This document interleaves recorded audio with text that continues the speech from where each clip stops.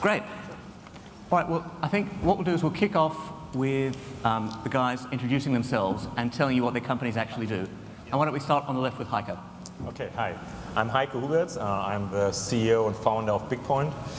We do browser-based games for 8 years. We have been the first company in the Western world to start with a free-to-play model in 2002, have around 850 employees worldwide, more than 200 million users, and so far quite successful. I'm Bolik from Duell, and we are pretty much about providing a good time to people through games, and we do this by a focus on high quality entertainment and a thrilling user experience. We have developed more than 60 casual games, easy to learn, lifetime to master, and have integrated them in our tournament platform where which enhances social gameplay quite effectively. And right now we are offering our main brands like Jungle Jewels or Bubble Pop across all platforms like social networks, iOS, iPad, and Android. And at the moment our headquarters are in Berlin, 180 people, and we have offices in San Francisco and Asia, and are looking forward to finding more people to help us that want to make a difference to the world of games. So my name is Christoph Jennen. I'm CFO of Gameforge. With more than 300 million registered users, we are one of the leading online game companies in Europe. Our portfolio consists of massively multiplayer client and browser games. We are also developer and publisher, and the most popular titles we have are Metin 2, 4Story, Wizard 101 on the client side, and on the browser side, O-Game and iCarrier. So in total we have around 20 games in more than 20 languages, and our shareholders are the founders and excellent partners. Hi, my name is Alexey Kostarev. I'm the chief executive of iJet. So we're one of the first social game publishers in the world. So we start together, so at the same time as the Six Waves start that business. So we are in the local markets, and we've done more than 200 launches of social games all around the world, and we focused in local markets. Riccardo, Zacconi, I'm the CEO and co-founder of King.com. We offer, develop social casual games which you can play with other players, other friends, or meet new people. We are the 4th largest game developer on Facebook, but this is not very interesting. Interesting is that we became the 4th largest game developer on Facebook from the scratch in 7 months. Our games can be played on the web. We have a portfolio of about 160 casual games. I believe this is the largest portfolio of high quality in-house owned and developed casual games on the web, and we are in the process of porting these games to Facebook. So far we ported 3 games and to mobile. Thanks. I'm Driessen. I'm CEO of Spill Games. What we do, we publish social gaming platforms, especially tailored to the needs of specific audiences, like girls or like women or like for teens. And we do cover with that around 150 million monthly active users per month. I'll give you an example. For example, on Girls Go Games, 50 million girls are playing every month. And what do they do there? They play multiplayer games, social games, but also single-player games. And they do that with a lot of friends, and they're really discovering their future by playing games. We do that with around 300 employees around the world, and there's a lot of traction around there. And where we're aiming for is really to be the biggest social gaming platform, specifically only for gamers out in the world. My name is Miczaika from Wooga. Wooga is a 2.5-year-old Berlin-based game developer. We are, if you look at audience numbers, the 3rd largest on Facebook. So Zynga, EA, Wooga. We used to be number 2 until EA bought PopCap and launched some social. And yes, we're small, we're young, and we're looking to see what happens. Future, definitely direction mobile, but we, as a company, don't make big predictions about the future, just kind of see where it goes. My name is Dan Kelly. I'm a 15-year veteran of the games business with companies like Disney, THQ, and most recently Gameforge. Great. Well, look, now that you know who everybody is, I think it's interesting for those of you who don't know the market to get a feel for how these guys actually make money, because they all have different variations of the same sort of thing. So okay, why don't we start with Heiko to talk about from a browser-based MMO point of view. How do you make money? And also, in terms of the balance of people who play for free, people who are the whales, the ones who spend the most, and the ones who spend a bit, how does that work for you? Yeah. So mainly all our games are for free. So you can play everything, you can achieve everything in our games for free. And the challenge for our game designers and balancers is to figure out how can we give a little bit more fun, a little bit more advantage to the user if he spends a small amount of money. That's mainly what we do. The interesting part for us is how can we increase the lifetime value, lifetime cycle of the user. So we're not interested just to get very quick money in the first weeks or days. We really work on that, but we get over years our revenues. So in our company, we still generate, let's say, 40% of our total revenues from users we generated 2009 and earlier. So that shows how we work with our users and how we run our business model. Okay. Well, Christoph, you guys work in similar markets, coming from similar markets. How is what you do different to what Heiko does? The free-to-play model is quite the same. So we do item sales, and this is 100% of our sales. But next year it will be a little different. So we will launch Terra. This is a AAA title, and we do this with subscription. In principle, we believe that free-to-play is the superior monetization model because you can absorb the maximum of the buying power, and because the payer can pay what he can afford to pay, but subscription will still be possible. But you need a AAA title the world is waiting for to monetize it this way.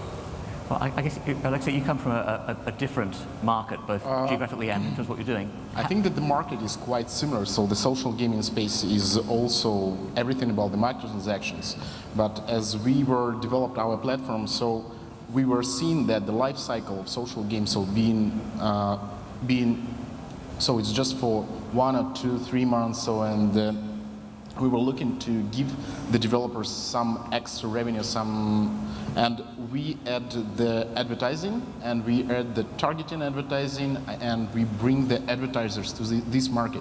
I mean the advertisers from the television space, from the offline space, and right now, so in Russia, for the last month, we start 170 developers that put the advertising and video advertising in their games and get extra very good part of their revenue. So we just take a look for advertising as an additional revenue model for the developers. I guess from Wooga's perspective, I mean, I've heard Jens Begman talk very eloquently about how you do things differently and how you try and avoid the boom and bust that you often get in terms of one-hit, one-platform games. Why don't you describe that a little bit? Well, we see games as a service, which probably in this audience will not come as a surprise, but it's really quite different from standard box games, where you have a typical revenue peak in the beginning, which flattens out really quickly. Once a game has launched, we actually increase the number of employees working on it, and then go into a weekly iteration cycle, which most of you probably know from your web development, where we work a lot with A/B tests, and user groups, etc., to kind of build the game in the long term. And that's also a reason why games like Bubble Island, which is now over 1.5 years old, still has all-time highs every week and doesn't kind of start to flatten out. Well, Peter, I mean, in some ways, you're very much a distribution platform. That's your great strength. You look at it from a different perspective in terms of how you make your money. Why don't you talk about that? Well, first of all, we make a lot of money with advertising, but more and more, because social games are also very popular within our platforms, we see a great traction within AOM sales, so people are buying a lot of items within our stores. And Riccardo, I mean, you've made a great pivot from being in the skill-based space to now being a strong social player. What made you decide to make that pivot, and how did you do it? Okay. So we started the company back in 2003. We developed since then around 160 games. And we saw that these games were very popular. So we used to license third-party games like PopCap, etc., but we saw that our games were stronger. So we decided to port this game, putting around the normal casual game a so-called social envelope, i.e. a way of playing this game which is played around a landscape. So if you want to continue in this landscape, you have to play losing lives, and then you have to buy new lives, etc. This worked really well. We launched so far 3 games, and we saw that we have a 0 failure rate by launching games which are proven on the web, and we have 160 of them, one after the other within a proven context. So basically, why are we doing it is because we see that the games work well everywhere. A good game works well on any platform. And if you have a good portfolio of games, then you can just deploy them. Well, I'd like to throw a question open really to all of you. We were talking before about how high growth the market is, and there's growth in different platforms, different geographies. So really feel free, any of you, to talk about where you're seeing the most growth in terms of platform and geography. I mean, for us, we are not worldwide, so we are mainly focusing on the Western market, on the US and Europe. And there we see a lot of growth right now in the mobile space, but also in advertising-driven models. So that is definitely something that we have been seeing over the recent months, and it's very promising. And on top of this, you still can't neglect the microtransaction models that we were talking about. So I think most of the revenue still comes from microtransactions, and that might be boosts or content-driven micro things that people buy in the game. And there, I think the challenge is really to offer the right kind of monetization for each platform. So even on a mobile, you might make money with a very old model, which is download, which still works on the iOS system. And so the challenge is really to look where is actually the right model for which user at which time, and where is the highest chance that the user appreciates the content. So right now we're present in 31 local social networks, and the most growth we see surprisingly in Russia. So Russia, as far as the internet users, I think that right now is one of the most growing internet markets. And also I was surprised that the advertising is growing very well there. And, but I suppose that in Europe it will be also growing very good. In terms of where you're seeing social growth, geographically, where are you seeing most? Well, it's really pretty easy to track. Facebook has this division called Growth, and they focus on growing, and they have started to pull their teams out of Poland and out of Brazil, because they say they see the curve and they know it's going to hit the inflection point and then go like that, and they're focusing on Russia and Japan. So that's kind of where we, who only have games on Facebook right now, see the future growth. Okay, Dan, I mean, you've been in the industry for a long time now, and so you've seen different waves of change, and arguably what we're going through today is in some ways the most fundamental change for quite a long time. Do you think that we're early in that change, or do you think it has a long way to go? I think it has an extremely long way to go, but to some extent we've seen a lot of this before. Every time there's a new platform, we go through a similar cycle of original IP comes out and new brands are established, and then existing brands move into the market and gain audience and grow the market, and then genres that are more mature and require a larger audience get introduced as well. So I agree that there are platform opportunities and there are geographic opportunities, but I think if we just take the existing business that we have today, there are genres of gameplay that haven't yet been brought into the free-to-play game space in a meaningful way, and there are audience segments that are still underserved. So I think the industry has a great way to run because there are 4 or 5 different ways of growing the business overall. Well, I mean, we're taking an equity stake in a German games company at the moment, and their whole idea is to be cross-platform from day one. So having iOS players playing with Android players, Facebook players playing with Google Plus players on a global basis. How are you seeing the convergence between online and mobile affecting the way that you think about your business? I mean, and actually I think coming back to Wooga is not a bad example, because you've embraced that change fairly recently with one of your recent games. Yes, we have 2 mobile games. Kind of one came out, Magic Land Islands, which is an extension to Magic Land, and that's our first HTML5 game. So you can run it in your browser without any kind of apps or downloads. And in about 2 or 3 weeks, we'll be bringing out Diamond Dash for the iOS, which will be our first game where if Tim beat me kind of on Facebook, I could hit back on my mobile, and then he's on his iPad on his way home, and then he beats me again, and you have this whole cycle of notifications, Facebook events, requests, and gameplay, which comes together to deliver a kind of seamless game experience, and that's something we're definitely going to be working on in the next year. Okay. I think that the cross-platform approach will work for a couple games, but not for all of them. It really depends what kind of game you would like to offer, because the user interface and also the user experience is different from the different platforms. But from my point of view, the tablet PC market is what I think really the next big thing for gaming.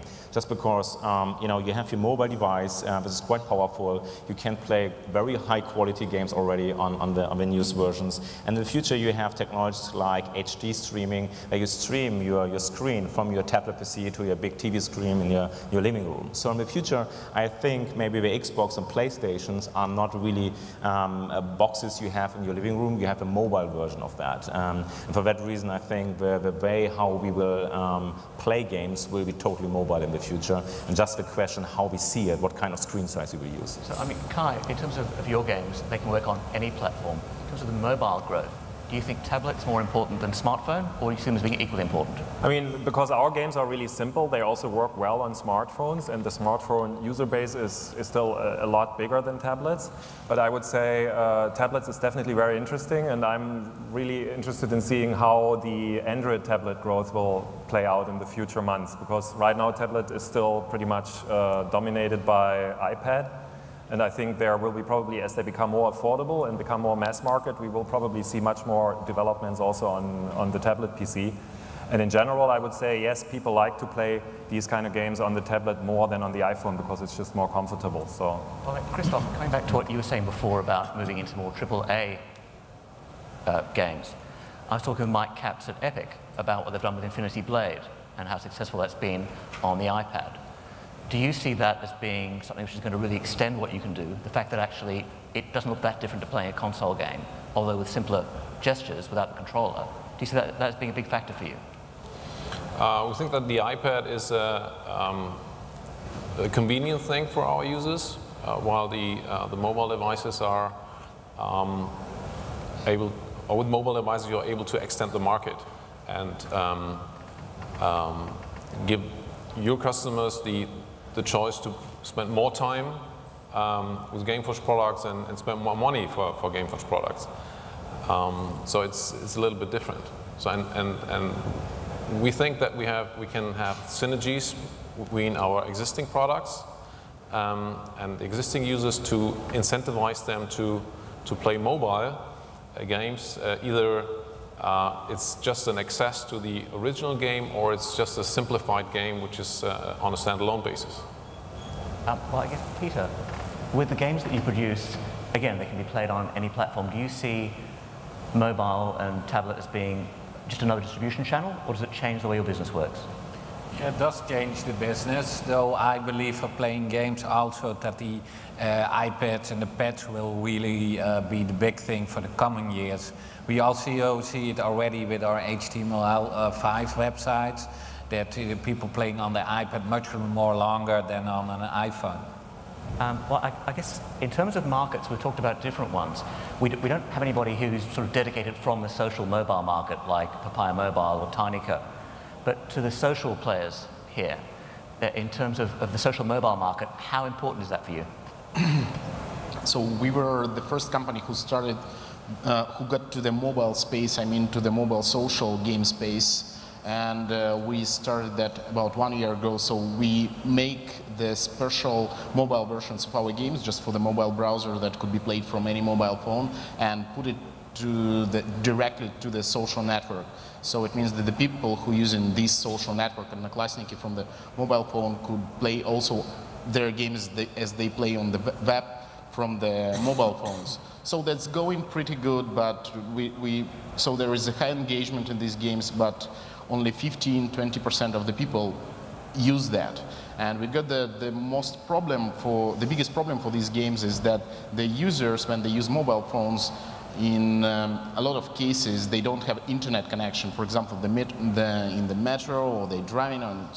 And it seems And I get experienced with very successful products that they are not using online, so they just people could play offline. So I think that in that space you just have to make a decision. Maybe in some cases it's just better to make this similar brand of this game, but you could play just offline. And from Wooga's perspective, I know one of the things that you guys do very well is cross-promotion across platforms. As you move more into the mobile space, as you move more into the social mobile space, if you look at the players like Papaya, where they're building basically distribution platforms like Peter's, but in the social mobile space, how do you compete against them? Well, on the one hand, we have our Facebook audience, which we then, of course, will try and push into our mobile games. But kind of the Wooga strategy is not to make hundreds of games and then to have like a selection in a portfolio or something. We try and make relatively few games and bring each of them. On Facebook, our threshold is 1 million daily active users, where we say this is an interesting game. And the same way we're building a portfolio of Facebook games, of high-quality Facebook games, we'll also do the same on mobile. So starting with Diamond Dash, we'll start transferring existing IP onto the phones, but also develop completely new titles, both on mobile and Facebook simultaneously. And often a way we think of Wooga is also like a TV channel. You have people who want to play arcade games, action games, virtual worlds, and then we have to kind of fill these different holes in our portfolio, but then with one title each, and not with 25 bubble shooters or 30 gems kind of flicking games. Well, we have a fair representation here of people who are from developers, publishers, or platforms, and they're all interesting places to play. I'd be interested in actually the panel going from Heiko across. What do you see as being the really big opportunities for developers, publishers, and platforms going forward? And do you see there being a battle between the different parts of the industry? So I think exactly what we just discussed here. I think the opportunity going mobile is quite big at the moment, because you still can develop games without a big budget. If you go in the client games market, if you go in the browser games market, they're already quite high budget. The mobile games wise, you can develop games with a smaller budget. The issue maybe here is the distribution. How do you get your users? How do you get your downloads? Maybe that's a little bit more tricky, but I think this is really a big opportunity for all the developers who would like to be in the gaming space. There's not much to add, so I think it's good if you understand the cross-platform play to solve this distribution issue, or to have another way to attack it. But in general, I would say that's one of the big things now. So I guess, do you guys think it's better to, Peter, please. Yeah, I think, developers always need an audience. So I wrote somewhere last week, and somebody said, content is king, but distribution is God Almighty. So. I mean, one of the things I'd add to this is the platforms offer great opportunity for growth, and mobile is going to be bigger than browser currently is, because it's a more, well, for all the reasons people talk about it, it's going to be massive. And one of the things people ought not forget, though, is the browser is still a very intimate, warm gaming experience because it's a closer connection to the person. And too many people are still making games that alienate a lot of consumers. And they're making games that can be successful for 1 or 2 or 20 million people. But there aren't many people out there making the game that could serve 2 or 3 or 400 million people. And every person in the world likes to play a game.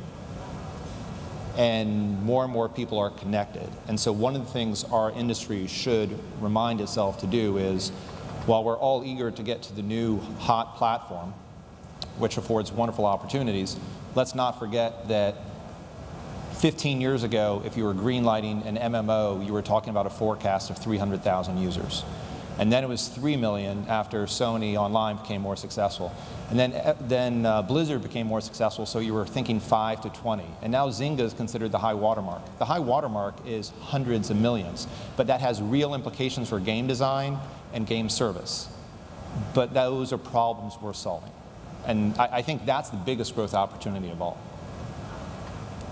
As far as the mobile space, I also agree that is a huge opportunity for the developers, and I also think that the geolocation-based games could be at that space a great opportunity for everybody, because right now there is no great products in the geolocation, and if you're using the mobile and playing mobile, so you want to use your geolocation.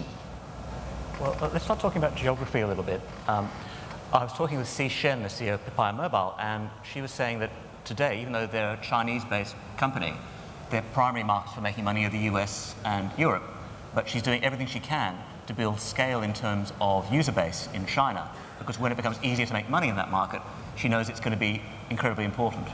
How do each of you think about geography? Where is important? Because I know each of you have slightly different geographic strategies as to what's important for you and what's not. Why don't we start with Heiko?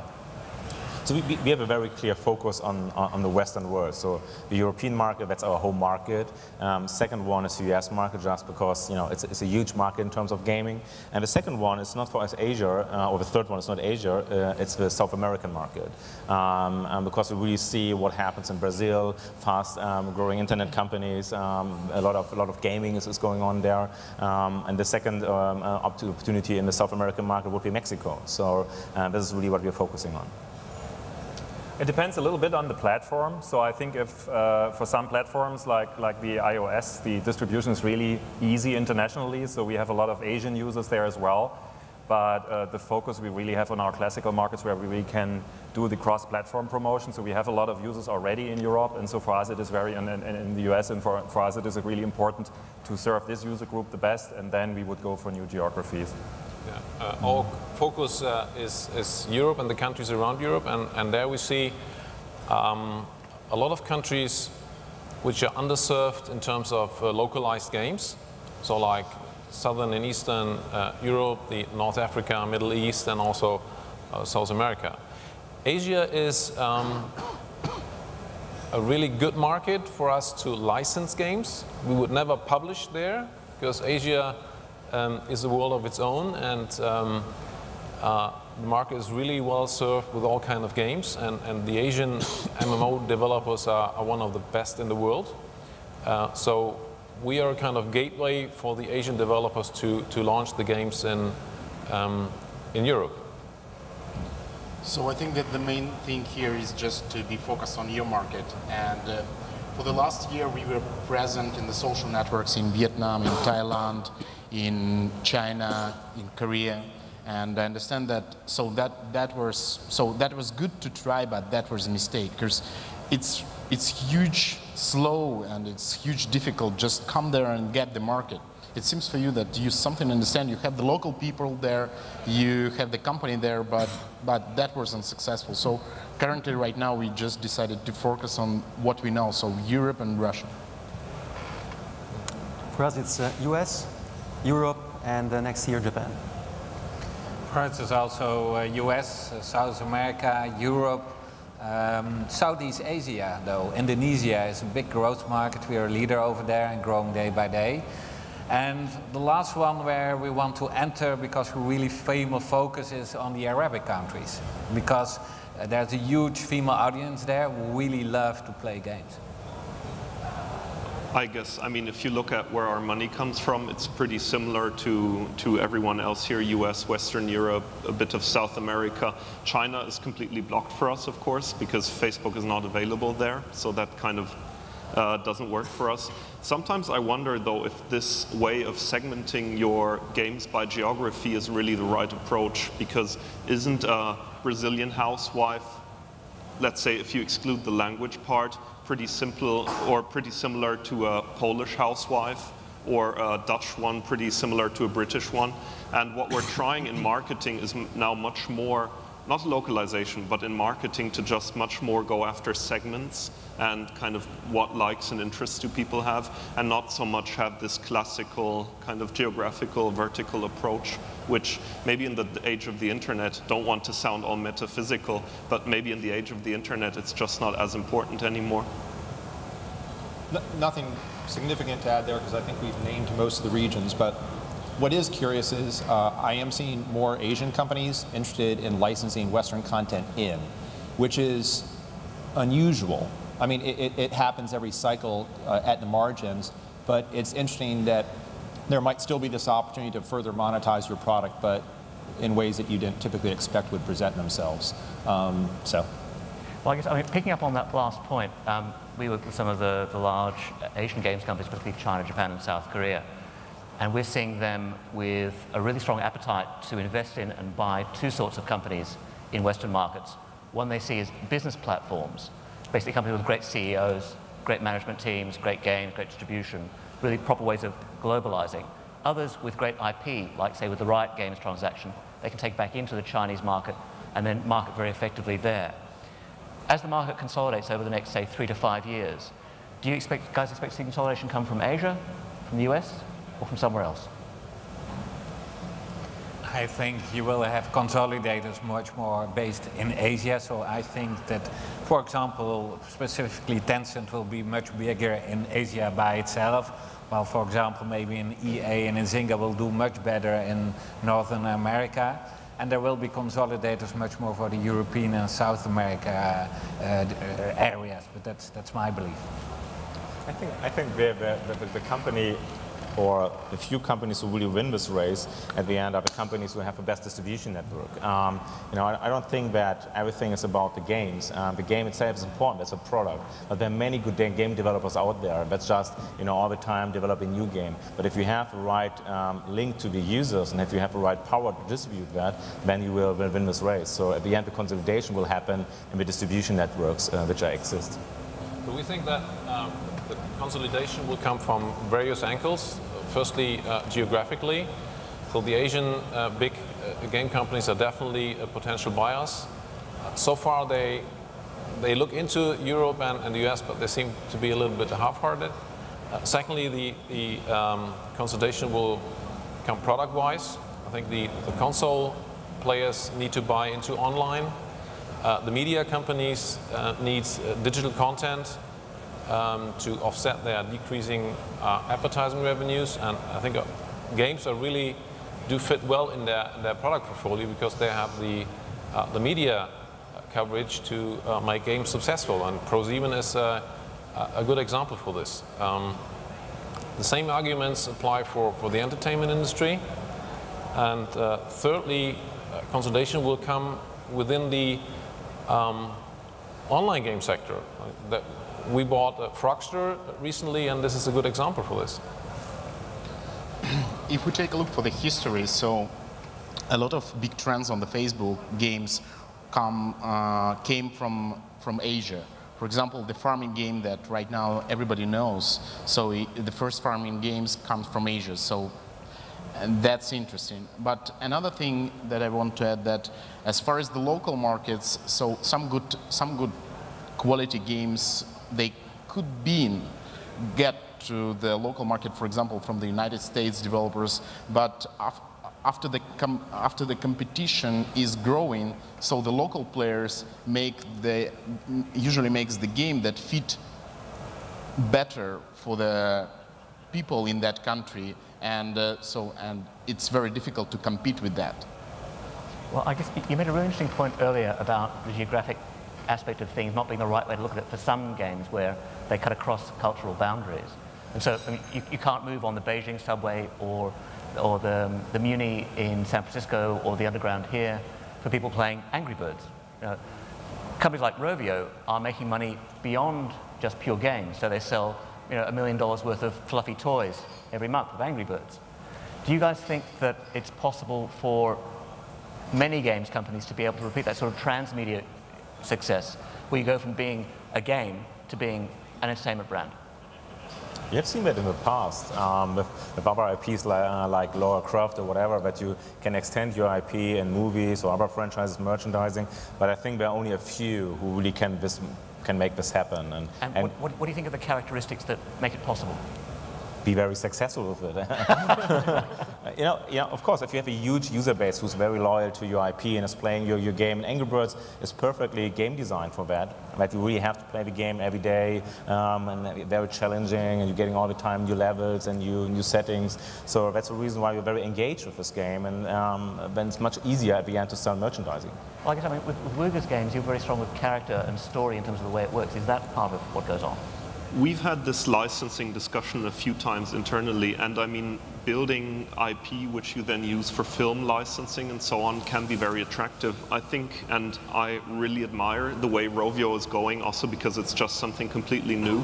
There's one thing I personally think about merchandising, etc. I prefer to sell $1 million of virtual magic wands per month than $1 million of toys. I have to buy 9 months in advance, stock, ship to stores, etc. So I'm not sure that the future of digital gaming is in toys and coffee mugs and so on. So if you have a really strong brand, you can license it out as a kind of fringe benefit, but I'm not sure it will work for many companies. Well, I'm conscious we've got about 10 minutes to go, so I'm going to ask one more question and then we'll open it to the audience for questions. But given, if you guys were not currently running very successful games companies and you were starting a games company today, what would you build from scratch? I think, as I said a couple of times today, I'm a big believer in mobile games. So if I would do something new, I would do a mobile company. So you'd be like class coasting? Yeah. For example, I think you did the right thing, yeah. I would look at the user experience, and I think you always have a trend that games become more and more complex. And then in the end, you start with very simple games again, because people have this desire for these simple games. So I think I would really do casual games, cross-platform, which work across all platforms. From the CFO perspective, with focus on professionalized business and securing margin, I would look for a highly creative team who has the ambition to win, who has passion for its products and a good sense of market development. I also will start, so from the scratch, the company, the gaming company in the mobile space. I would focus on a company which is basically develops games both, which are playable both on Facebook and mobile, because I think with the recent changes on Facebook, there are big synergies and big advantages in discoverability and virality which come from Facebook. And it's a hit games business if you start from the scratch. So I would make sure that it's a hit in the small before rolling it out. I really don't know, because I'm not a developer of games, and I think building up distribution from scratch is so hard, so I wouldn't do that again. So I would look for something different, I guess. It's a tough business. Yeah. It's really a difficult question, I think, because I think starting now on Facebook would be very hard, simply because user acquisition costs are so high if you don't have a portfolio. And mobile, as Riccardo said, is then if you have one title, it's really a hit or miss business. I would think about, and it's been said a few times, but kind of using the principles we are building into our games, thinking about those, and then thinking how to apply them to other markets. That's what I would do in gaming. So maybe start a bank, something like that. I would, from the start, conceive your team and your systems architecture so that you can go cross-platform and always be with your customer, but still stay fast and light in your development cycles.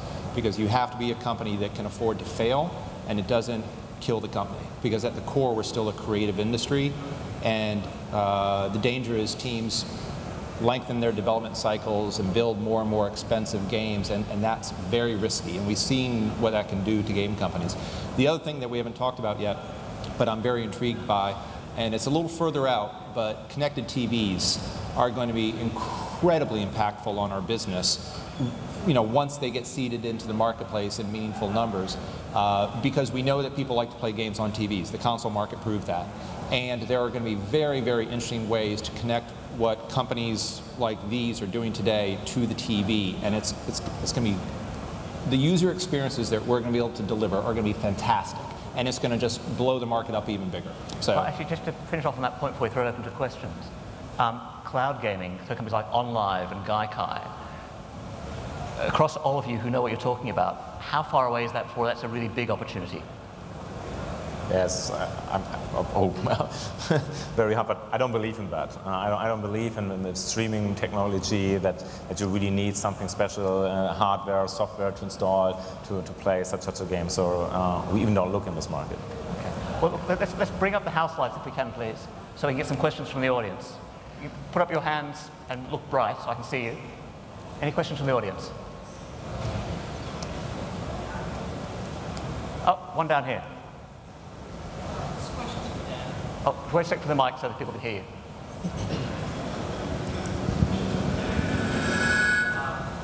What advice would you give the Electronic Arts CEO from a resource optimization perspective today? You know, EA sold 8 million copies of FIFA 12, 3 million copies of Madden, 10 million copies of Battlefield. I mean, what does he do, you know, from his legacy business compared to the social gaming business? Well, difficult question to answer because I don't think there's one right answer there. I will give EA significant credit because it is incredibly hard, big company or small company, to get around legacy issues. And that company was built for one business model and one type of world. They were excellent at it, and it's incredibly hard to pivot into a new business. And this is now kind of a new business. We have to wait and see, but they're using their balance sheet to make some bold moves into the space for mass market brands and mass market management teams and distribution models. I think that's smart. I don't think they're being aggressive enough on the sports side, which is the core of the company, but they've got certain business partners that are going to make it very difficult for them to do what is long-term correct for that business. The other thing is EA has a certain way of thinking about production. There's an EA way of doing game development, and I think in some respects that approach is anathema to what is required in this industry. So I think not only should they buy big, but they need to buy small and let those people stay out of the EA production studios and do their own thing. But EA has incredibly talented, smart developers and designers and artists. So I think they could be successful. I think they are the one retail publisher that has a chance. The other one is Activision Blizzard.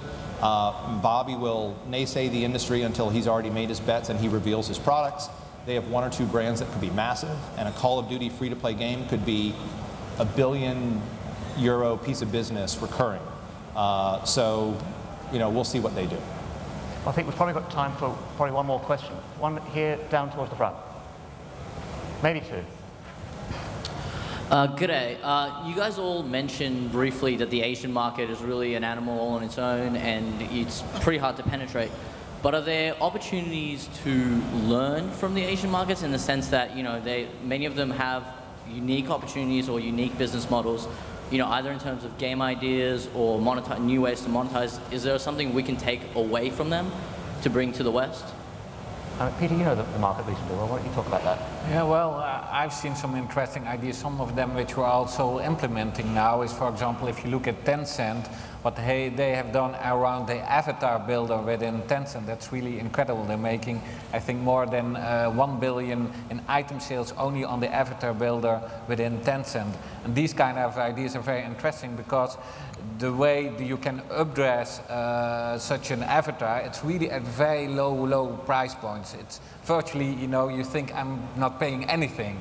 And that does work. So we really look into that, you know, what are the best price points and what's the best way to serve an audience.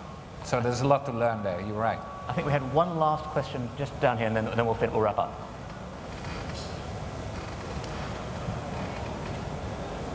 Hi.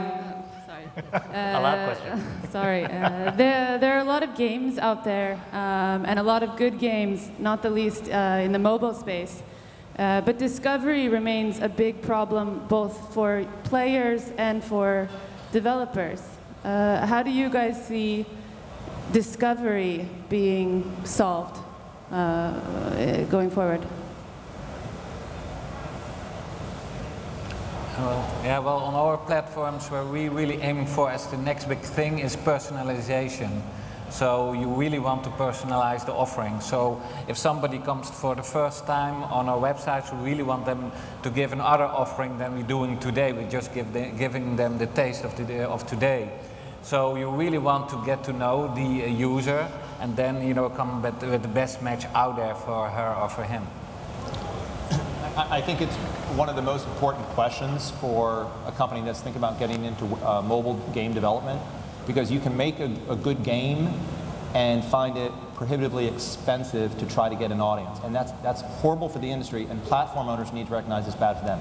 Apple is hostile to people trying to solve this problem, and it is frustrating that they are so. And it creates a great opportunity for Android. because by the nature of Android, there are companies out there that are companies that are specifically trying to solve the search, merchandising, and discovery problem. And it creates a wonderful opportunity. And right now, it's still the case that Android users under-index compared to iOS users on gameplay, but that's going to change because Android is outselling, it's going to be mass market, and the market won't under-index, right? So I think game developers who want to focus on mobile need to recognize the problem exists, need to consider platform selection as a result of that, and need to encourage the companies that are out there trying to specifically solve that problem. I'm confident it will be solved. The question is a timing issue, and if you get in too early and you don't have the resources to, stay the course, good developers could get hurt. Well, you've been incredibly generous with your time and attention. These guys have been very generous with their time and wisdom. Mark has been generous in terms of giving us the venue, so thank all of you very much.